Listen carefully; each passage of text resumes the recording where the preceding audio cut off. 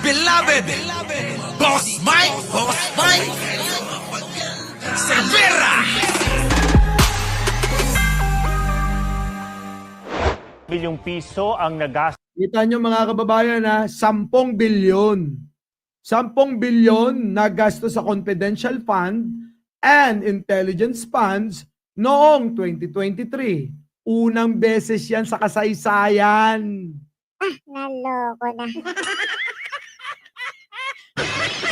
Mga kababayan, kauna-unahan sa kasaysayan ng Pilipinas, ang Vice Presidente umubos ng 10 bilyon para lang sa confidential fund na hindi natin makita. Intelligence funds na hindi natin alam kung saan napunta. Grabe, di ba mga kababayan? So yan ang gustong ipalit ng mga bobot mangmang. Yung magnanakaw, 10 bilyon, ilang kabahayan na magagawa niyan? Ilang kabang bigas na yan? Milyon-milyong kabang bigas na ang mabibili niyan. O di sana hindi kayo naghahanap ng 20 pesos na bigas. Diba? Hindi sana kayo naghahanap ng 20 pesos na bigas. Kung etong 10 bilyong ginastos ni Sara Duterte, mga kababayan, ay nagastos sa tama, hindi ninakaw. Kaso nga ninakaw. Hindi nga may paliwanag kung saan dinala Baka sa China. O kaya doon, Dahil todo tanggol siya. Saan? Kay Kibuloy hanggang ngayon kahit nakakulong pa rin. Pinagtatanggol pa rin ni Sara Duterte si Kibuloy. Ay biruin ninyo, ang sagot niya, dahil nga sabi ni Pangulo, never say sorry, never say never. Para daw yung panghihingi daw ng sorry. Hindi humingi ng sorry si Pangulo. Ang tanong lang sa'yo, kung sakaling mag-sorry si Pangulo, ang gusto daw niya mga kababayan, abay mag-sorry din daw si Pangulong Bongbong kay sa mga taga-KOGC. Putik na yan Anong klase yan? Kita nyo kung paano niya ipagtanggol pa rin itong KOGC. Malamang yung mga perang ninanakaw niya, nakabaon na doon. Saan? Sa mga kuweba. Kuwebang ginawa ni Kibuloy. Si Kibuloy hindi lang mahilig sa kuwebang masikip. Mahilig din si Kibuloy gumawa ng mga tunnel papuntang kuweba.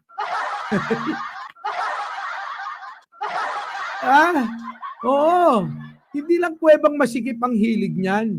Mahilig din sa kuwebang pagtataguan din ng kaban-kaban. Oo. Perang kaban-kaban ng bayan. Kita nyo mga... sige, panoorin na natin to mga kababayan bago natin umpisahan sa mga hindi pa nakakapag-like, share, and subscribe.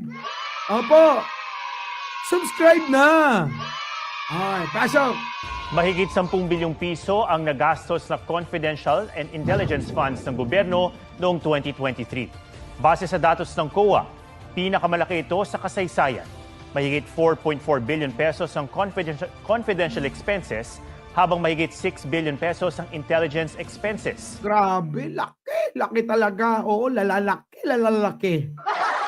Pinakamalaki ang confidential expenses ng Office of the President. Naku po. Meron ding ginastos ng confidential funds ang Office of the Vice President, Office of the Secretary ng Department of Justice, Naku. Department of National Defense at DILG. Ang confidential expense ay para sa surveillance activities o paniniktik ng mga ahensya ng gobyerno para suportahan ang mandato nito. Naku, grabe. So alam nyo na, dito na tayo. Ganyan kagarapan. At si Miss Ito, malupit ito mga kababayan. Malupit ito. Shoutout po sa inyo lahat sa mga basher ko dyan. Love you. Love you. Ito. Tignan nyo mga kababayan pakinggan nyo maigi to. Grabe to. Sa mga hindi pa nagla-like naman dyan, mag-like na kayo. It's an honor, Mr. Chair, to introduce to you sina Miss Sally at si Miss Sheila. Magkakaibang pangalan po ito, Mr. Chair, at malamang magkakaibang tao. Kaya nga po sila magkaibang pangalan. Pero ano po ang kapansin-pansin, Mr. Chair? At ano ang napapansin natin rito sa pinipirmang acknowledgement receipts nila? Oh, kayo na sumagot. Oh, ano daw napansin ninyo?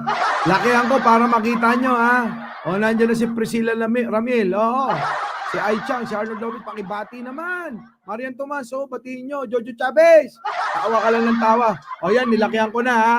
Ang tanong dito, mga kababayan, ano daw yung napansin ninyo? Oh, wait, play. Mr. Chair, at ano ang napapansin natin rito sa pinipirmang acknowledgement receipts nila from DepEd as seen on the screen?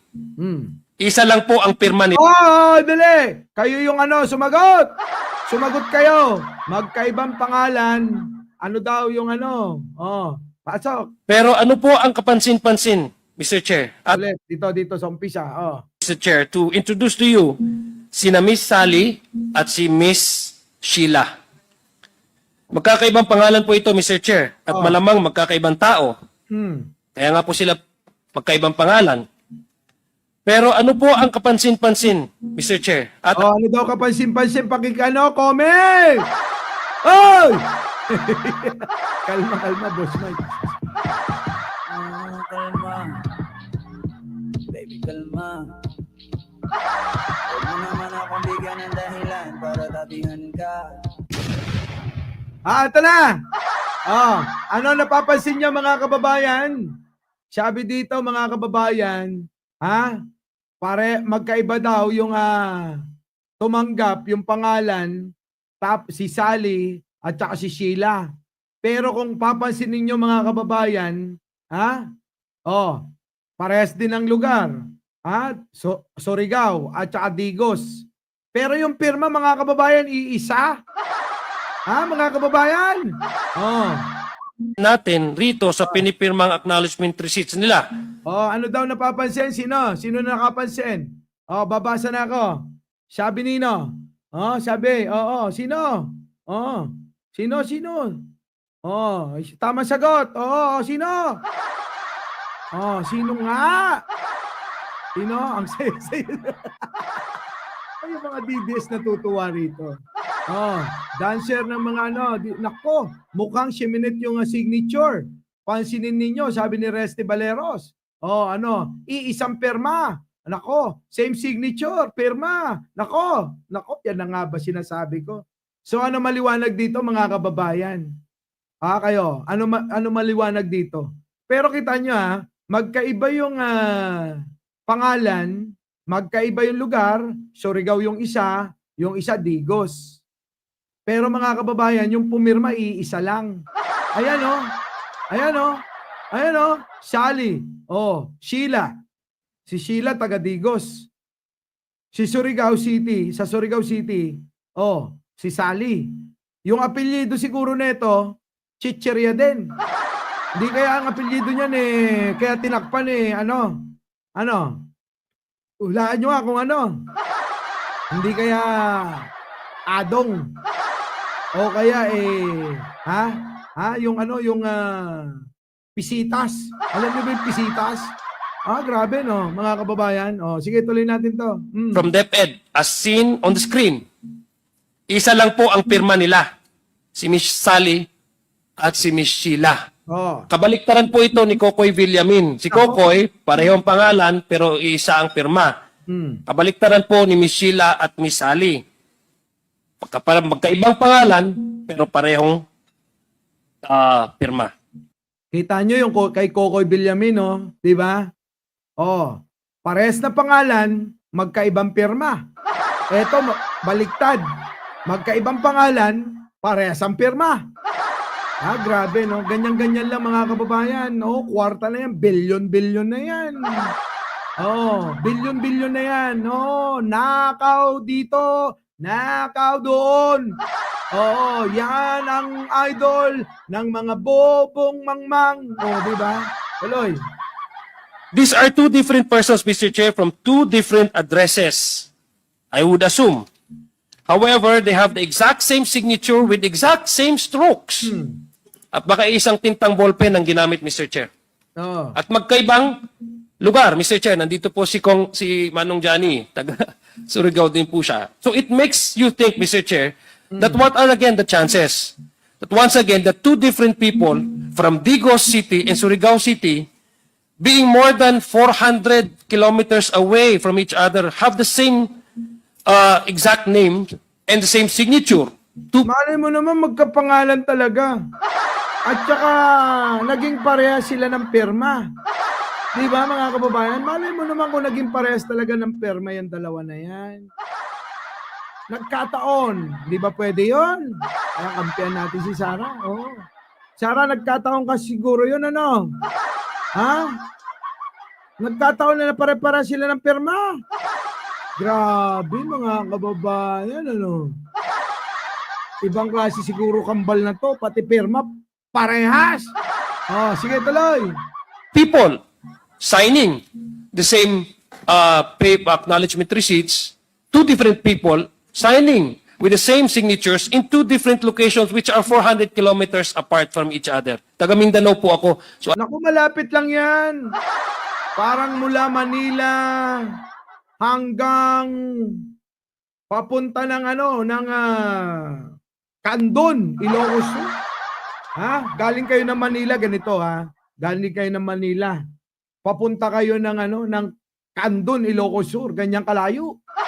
Biruin nyo dito, pipirma ako, tapos may pumipirma din doon sa kabila. Diba, Direk? Dito si Direk, batiin nyo naman. Matagal na kaming hiwalay niyan, huwag nyo na kaming i-issue dyan. Ha? Huwag nyo na kaming i-issue dyan. Sige, tuloy.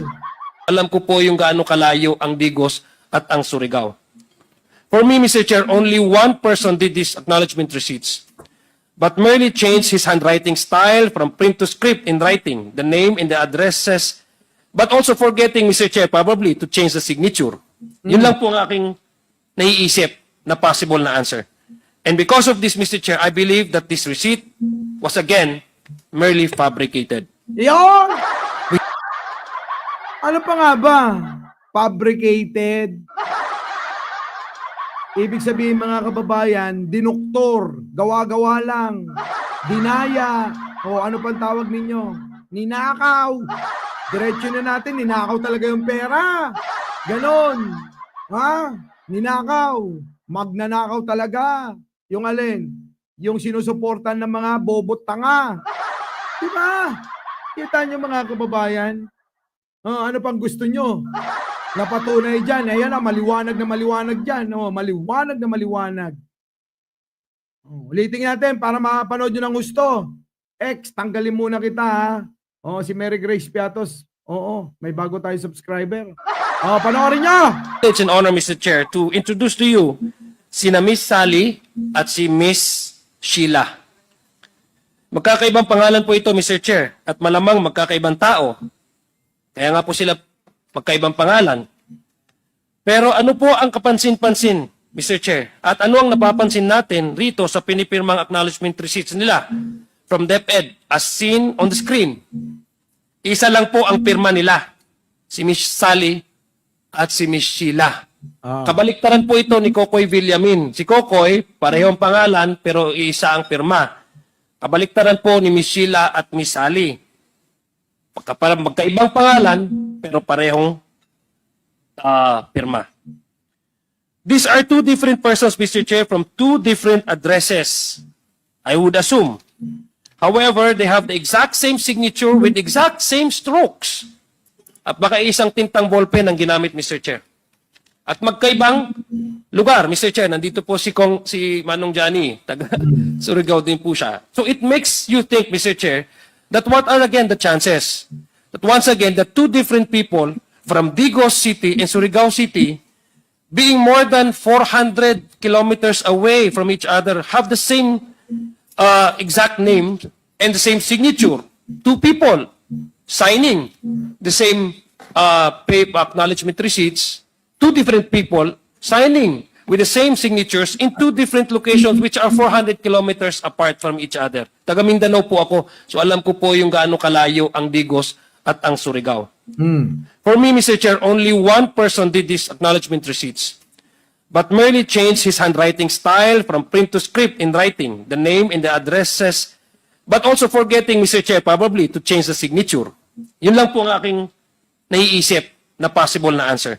And because of this, Mr. Chair, I believe that this receipt was again merely fabricated. Fabricated. Ano ba yung pinagwawala nung DDS dyan? Eto ba? Sabi daw, bilyon-bilyon. Normal lang yung kay Presidente. Ayan ba? Mahigit 10 bilyong piso. Ayan ba yung sinasabi mo? Yung kay Presidente dito? Nasaan ba yun? Office of the President. Ha? Oh, 2.5 billion. Hanapan nyo ng anomalya. Ito ba yung sinasabi nyo? 2.5 billion. Oh, hanapan nyo to ng anomalya. Hanapan nyo rin ng ang pangalan Ferrari, McLaren, Lamborghini, Bugatti. Ganon. Tapos idulog nyo sa Kongreso. Alam nyo mga kababayan, maliit pa yan na confidential fund ng Pangulo. Presidente yon. Kailangan na kailangan, dapat marami siya nun. Diba mga kababayan? Nako, grabe. Ang tatanga talaga ng mga DDS Ang confidential fund, dapat presidente lang mayroon nun. Yung vice presidente dapat wala nun. Kaya nga sino? Nanay Lenny na nga tawag ko Kaya nga si Nanay Lenny, hindi nila binigyan nun. Ano ka ba kayo? Oh. Kaya ngayon, ang dapat, yung confidential fund din ni Sara, dapat kay presidente na lang yon. Oh, balikan natin to, dito tayo, sa may issue. Yung walang issue, wag natin pakialaman. Ibang istorya yan. Alam lang pati na sinisingit nyo pa yung confidential fund ni Pangulo. Dapat lang yon. Mas malaki pa nga yung confidential fund ni ni Digong Oh. Hanapan nyo, ulitin ko lang kung meron kayong issue kay presidente sa confidential fund niya, hanapan nyo ng tulad nito. Pare-parehas ang pirma, magkaibang pangalan. Magkaibang lugar, iisang tao lang. Ganon!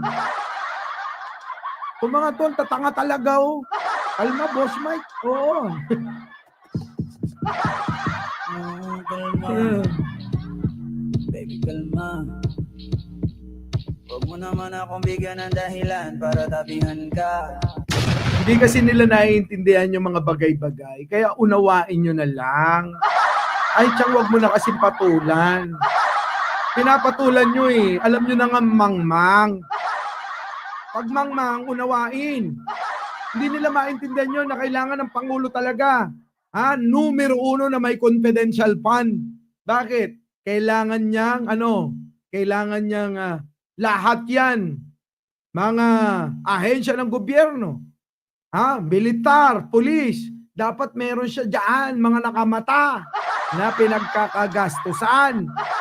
Confidential fund tawag doon. Kung hindi nyo pa rin maintindihan, untog nyo yung ulo nyo sa puwet ni Digong. At malalaman nyo kung ano ibig sabihin ng konpi. Magko-konpiti ng tae. Kaya ang tawag sa inyo, dotae. Diba? Our beloved Boss Mike Cervera.